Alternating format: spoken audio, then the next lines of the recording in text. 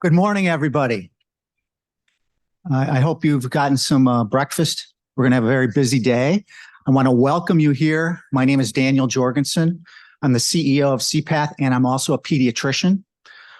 On behalf of CPATH, I want to extend a warm welcome to Washington, D.C., and to this CPATH Scientific Breakthrough Summit. Thank you, everyone, for attending this very important meeting. I think we have about 150 people registered, which would be record-breaking for us and for this meeting. We have researchers, clinicians, scientists, providers, and representatives of the biopharmaceutical industry. We have representatives also, importantly, from the regulatory agencies, including FDA, EMA, PMDA, and Health Canada. So a special thank you for them to be here. This is an extraordinary commitment on behalf of vulnerable populations, including children of all ages. In particular, I want to thank the patients and their families for being here today. Together, we can remove the barriers and bottlenecks in drug development. We are encouraging everyone over the next few days to think big and to think broadly.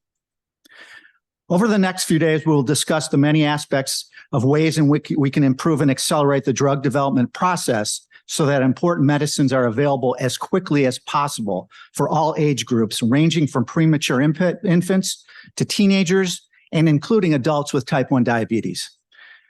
You'll see when you look at your agenda that there are objectives for this meeting. I'm not going to read through those objectives, but we are, quite briefly, we're looking at conversations around T1D, type 1 diabetes, alpha-1 antitrypsin deficiency, lysosomal disease, and neonatal indications, as well as the role of data sharing and the current landscape in regenerative therapies, which is very exciting. I look forward to an exciting and productive meeting, and I want to thank you again, and let's forge ahead and make a difference in the lives of children. Thank you very much. So right now I'm going to introduce Dr. Kanwaljit Singh and Dr. Klaus Romero. Please come to the podium.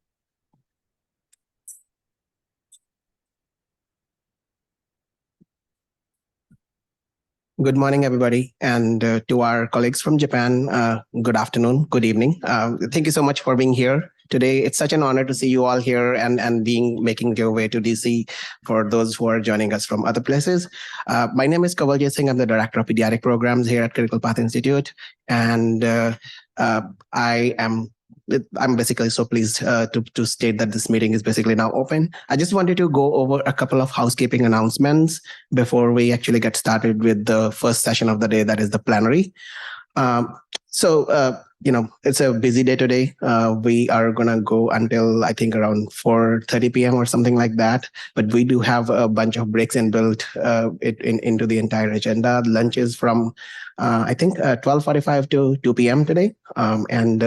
During the lunch session, there's going to be a built-in setup of plenary session, which we are going to encourage you all to attend. All of the events today are being recorded, and it's also being live streamed on Zoom right now. And the recordings will be made available on YouTube after the event within a couple of months. There are restrooms located outside across the registration lobby. And I would encourage you to keep your cell phone silent so you can listen into the proceedings. The next slide. Oh, yeah. So I'm going to invite my colleague Klaus to come up on the stage and get started with the proceedings. Thanks, Ken. Thanks, Ken. Okay, I'm going to use this one. Okay, thanks, Kanwaljit, and thanks, Dan. It is my absolute honor and privilege to introduce a colleague and a friend, Janet Maynard. She needs no introduction, but I will tell everybody this. Whenever we have discussions about the FDA regulatory science priorities, I always get inspired by the way Janet is able to connect the dots across the aspects of model-informed drug development, patient-focused drug development, complex and innovative designs, and the transformational translational sciences. And there's nobody better that can inspire all of us to get the day started with some comments from her end. So, Jan, please go ahead.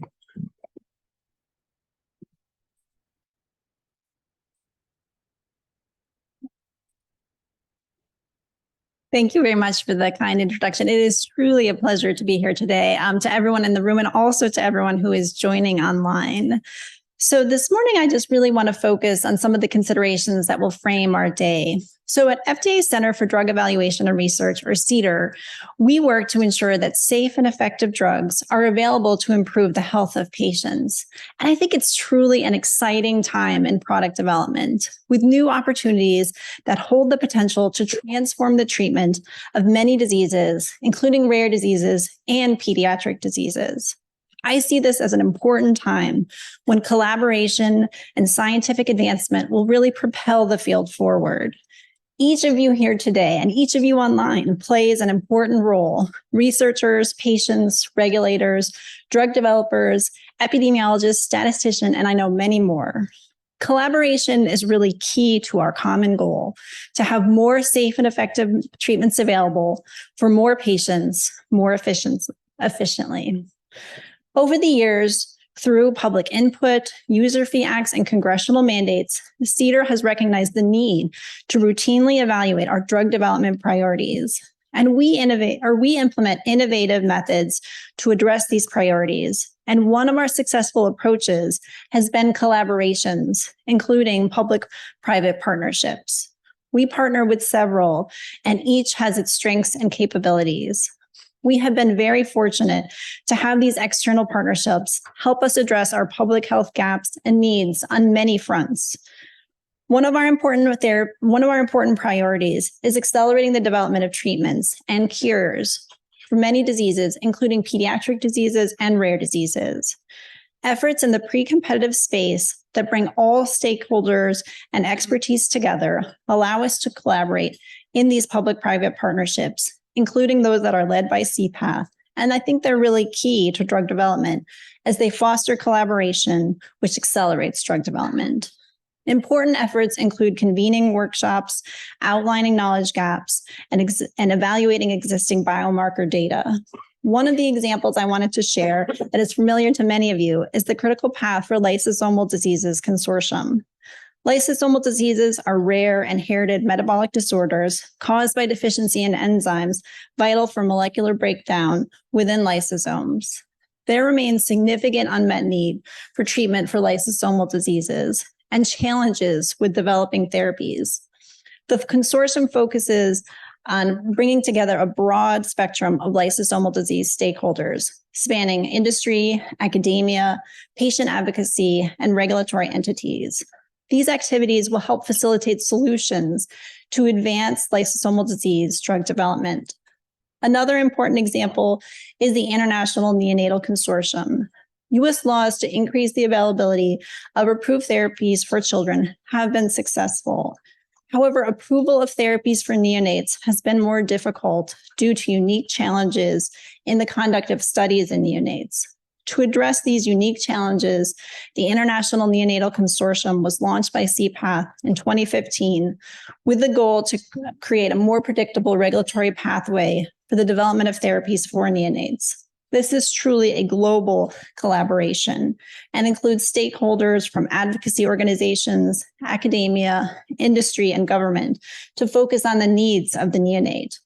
Through collaboration and data sharing, the consortium can support more efficient trials that accelerate medical product development for neonates. Another important aspect of collaboration is data sharing. The Critical Path Institute's Rare Disease Cures Accelerator Data and Analytics Platform, or RDCA DAP, is an FDA-funded initiative that provides a centralized and standardized infrastructure to support and accelerate rare disease characterization with the goal of accelerating the development of treatments and cures for rare diseases. RDCA DAP creates the collaborative, non-competitive space to share existing patient-level data and encourages the standardization of new data collection. This will accelerate the understanding of disease progression, clinical outcome measures and biomarkers, and facilitate the development of mathematical models of diseases and innovative clinical trial designs. Since the platform went live in September 2021, it now contains data from 30 different rare diseases, and there have been a variety of engagements with various rare disease stakeholders. Another important consideration in increasing the availability of safe and effective medicines for children, including neonates, is that this is a key priority for the FDA. Children are a vulnerable population who cannot consent for themselves and who are therefore afforded additional safeguards when participating in a clinical investigation. Such safeguards are essential for the initiation and conduct of a pediatric investigation as part of a medical product development program. There are several important considerations in pediatric drug development, such as that children should only be enrolled in a clinical trial if the scientific or public health objectives cannot be met through enrolling subjects who can provide informed consent personally.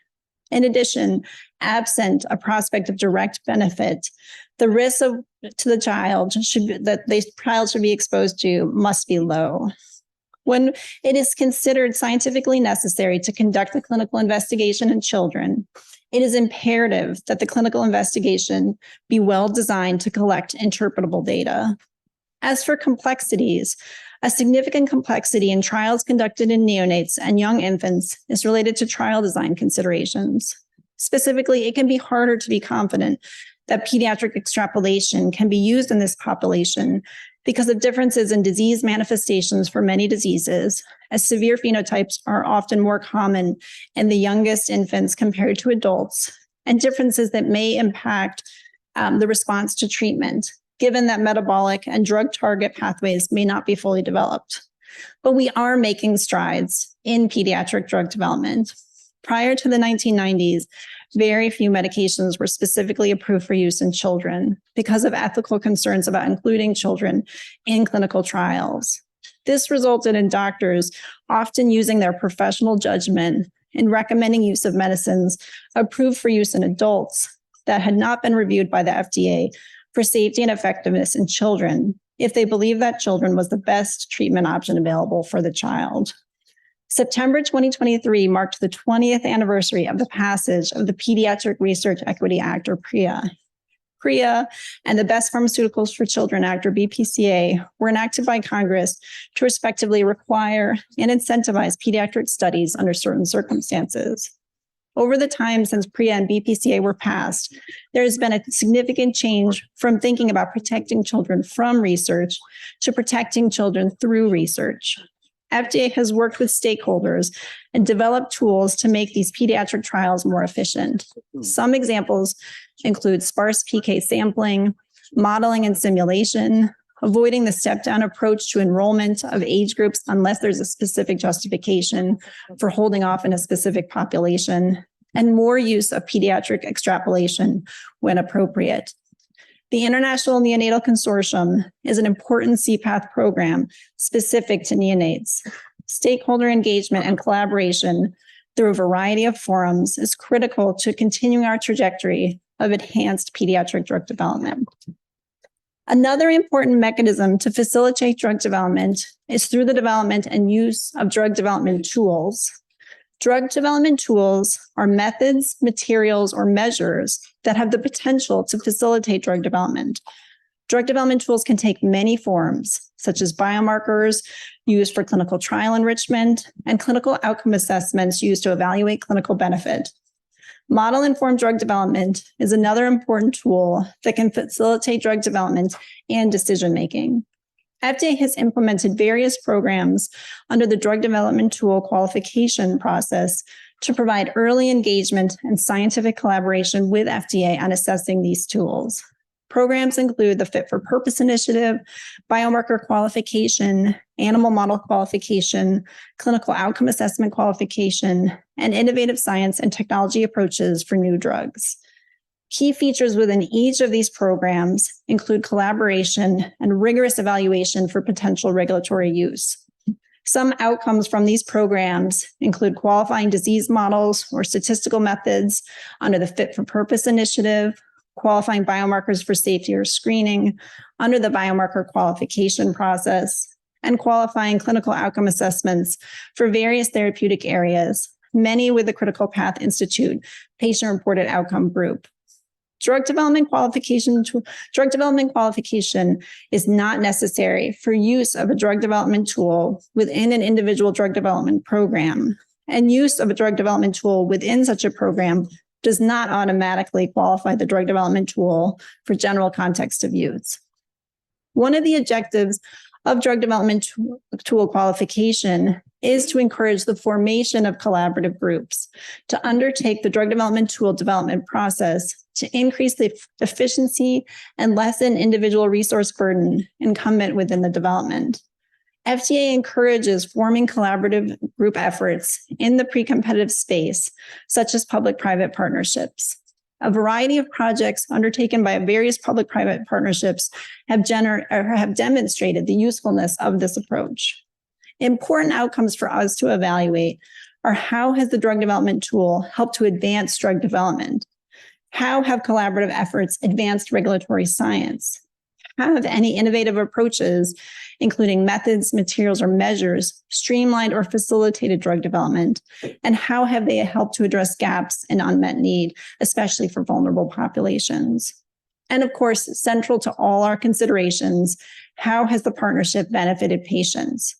These are the types of metrics we need, not just to facilitate and assess the reliability and value of drug development tools, but also to facilitate collaboration of our stakeholders. In summary, collaboration is really key to advancing drug development. By working together and building bridges, we can help bring creative and effective solutions to advance drug development.